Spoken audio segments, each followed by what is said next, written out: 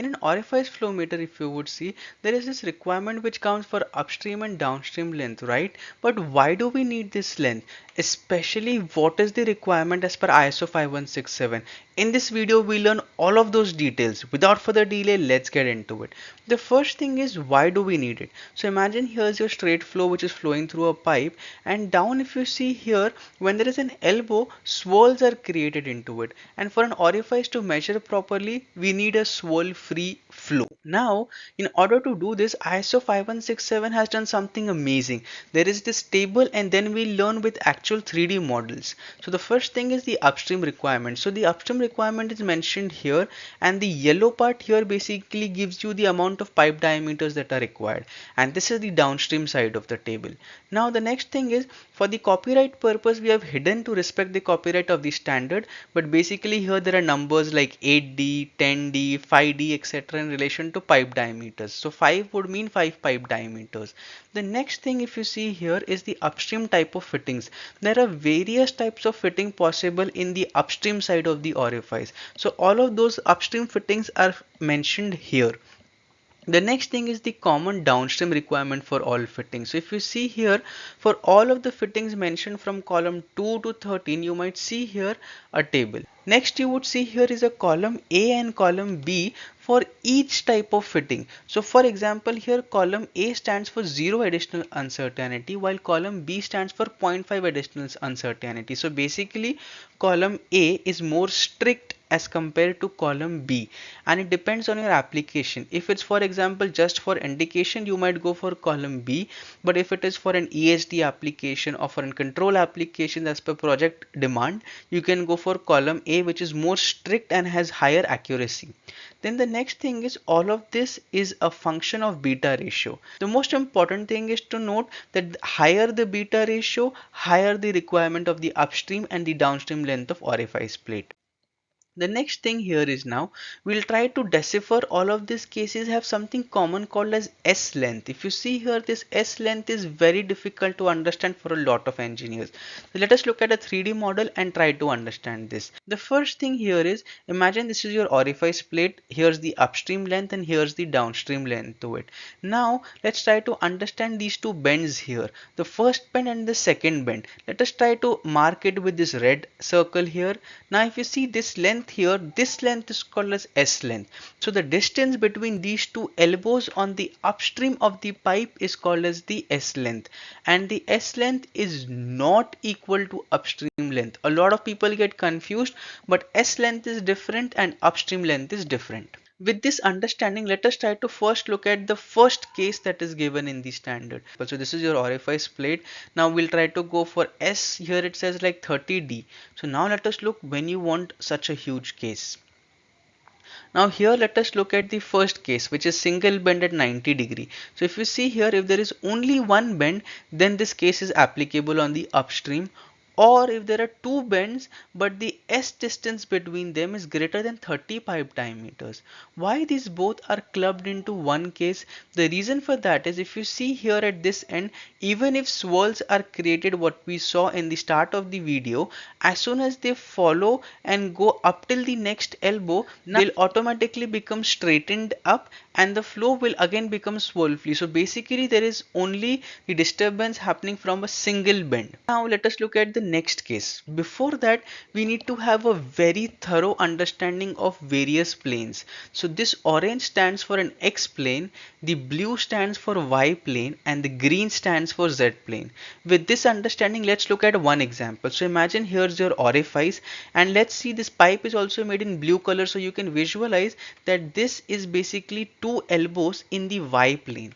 Similarly, let us look at an X plane from a top view. So if you see here, the two bends are in the X axis. If you see, the pipe is also orange in color and the X axis is also orange in color. So you can visualize how an X plane and a Y plane is created.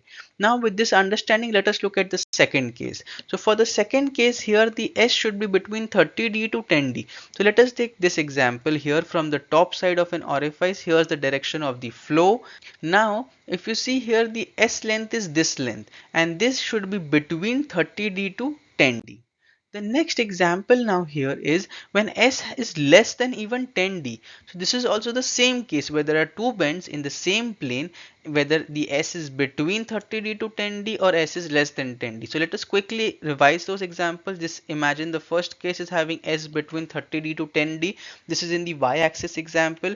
Similarly here, if you see, if the S is less than 10D, then it would come under column 4. Now let us look at another tough cases, which are two bends in perpendicular planes. First, let us try to understand what is a perpendicular planes. So imagine this is your 3D model put here. Now with this example that we had for various planes, we'll try to correlate that.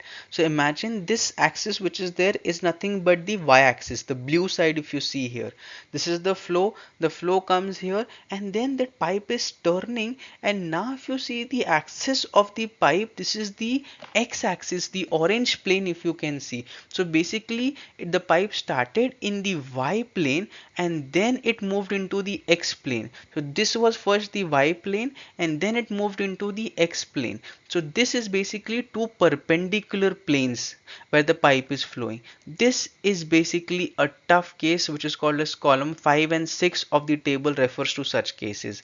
Now if you see here, had this pipe gone straight here in this direction, then it would have still been in the blue plane, that is the y plane. Or had it been going to this side also, it would have been again in the same axis. But because it went on to the different side of the orange plane, it has changed from y-axis to x-axis, and this distance between the two elbows is now what will be called as our S length. If you see here, there are two cases, case number 5 and 6. The difference between both the cases is basically the length of S. If S is even less than 5D, which is column 6, then please note that in the standard this case is not recommended because the distance is too small and the flow profile will be very turbulent. For that, either you might have to consider a flow conditioner, or you can try to change the piping geometry in such a way that it moves to case number 5. If you see where the S length is at least greater than 5D. Let us look at the next case, which is concentric reducer expanders. These are almost similar to each other. Basically, if it's a concentric reducer from 2D, when a pipe gets to 1D, basically half the size, then at that time the length should be around 1.5 to 3D. If that is the case, then this column is applicable. The next thing is full bore gate valve. This is also very simple. This is your orifice assembly put to it. So if there is a full bore valve available, a full bore ball valve available, then there will be the upstream requirement and downstream requirement as per the table, as per column A and B, whatever stringent requirement is applicable to the project. So if you see here now, for example, a thermowell looks to be very simple device, but it can interfere and also cause disturbance to the flow profile. So if the diameter of the thermowell is less than 0.03D of the pipe diameters, then the following table has to be followed with column A and B as per how stringent is the project requirement.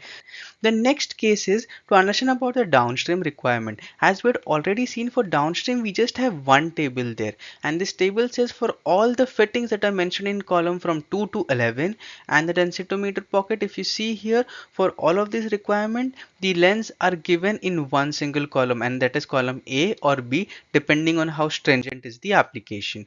Now for this case, I would also like to share that I've written a lot of free ebooks on PIP standards, PNID symbols, etc. There have been almost 5,000 plus downloads. You can get the link in the description and the comment section.